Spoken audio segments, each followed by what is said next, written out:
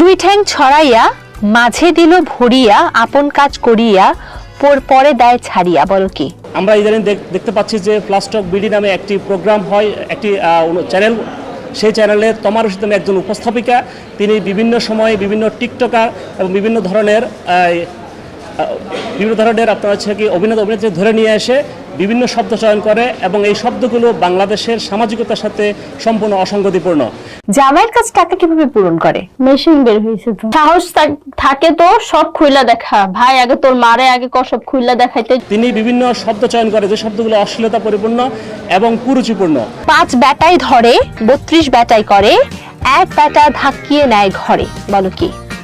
আমাদের বাংলাদেশের বর্তমান যে জাতীয় অনলাইন গণমাধ্যম নীতিমালা আছে, এই নীতিমালার 3.6.3-এ বলা আছে যে শিশুদের মনস্তাত্ত্বিক, মানবিক এবং নৈতিক গঠনকে নেতিবাচক প্রভাবিত করে এমন ধরনের অশ্লীল, তথ্যগত ভুল ও ভাষাগতভাবে অশোভন এবং সহিংসতামূলক অনুষ্ঠান প্রচার সম্পর্কে সতর্কতা অবলম্বন করতে হবে।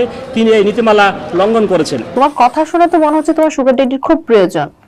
আসলেই অতটা প্রয়োজন না, আমি এরকম যে একটা ছেলে আমি ইজিলি চালাতে পারবো। কিন্তু দুঃখের বিষয়, এই উপস্থাপিকা বিভিন্ন সময়ে বিভিন্ন ব্যক্তিকে যে শব্দ চয়নের মাধ্যমে যে অশ্লীলতা, কুরুচিপূর্ণ সামাজিকতা এবং পরিবার এবং নৈতিক মূল্যবোধের অবক্ষয় সৃষ্টিকারী শব্দগুলো মাধ্যমে অনুষ্ঠান পরিচালনা করে, যেটি আমাদের জন্য বাংলাদেশের একটি আবহমান প্রকৃতির আবহমান কাল থেকে যে বাংলাদেশের যে সামাজিকতা রয়েছে সেটি লঙ্ঘন হচ্ছে।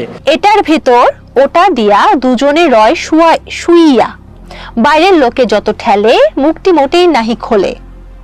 এটা আমি বুঝছি, বাট এটা কি? যে কি বুঝলা?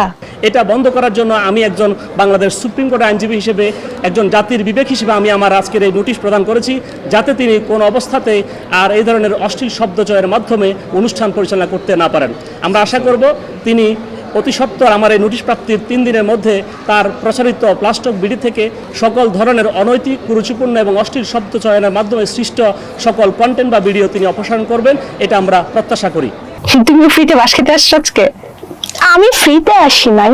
তোমার নেতাও কি তাহলে কয়েকদিন পর বিদেশে থাকবে? না, আমার নেতা এখনো হয়নি। কিরে ভাইয়া তোমরাকে তিনি বিভিন্ন ধরনের ডুয়েল শব্দ উচ্চারণ করে, যে শব্দের দ্বৈত অর্থবোধক আছে, যে হয়তো পজিটিভলি দেখা যাচ্ছে আমি এটা মনে হচ্ছে একরকম, বাট বাস্তবে দেখা যাচ্ছে এই শব্দগুলো এর অর্থটা ভিন্ন অর্থ দাঁড়াচ্ছে, যাতে আমাদের শিশু, কিশোর এবং নারী এবং আমাদের বৃদ্ধ ব্যক্তি যারা এই ধরনের অনুষ্ঠানগুলো দেখে, অনেক সময় অনিচ্ছাকৃত দেখতে হয়, কারণ মোবাইলে টিপতে গেলে আপনার চলে আসে, মোবাইলে স্ক্রল করতেছে আমরা, এই অনুষ্ঠান চলে আসে। তাহলে এটা আমরা কখনো অ্যাভয়েড করতে পারছি না।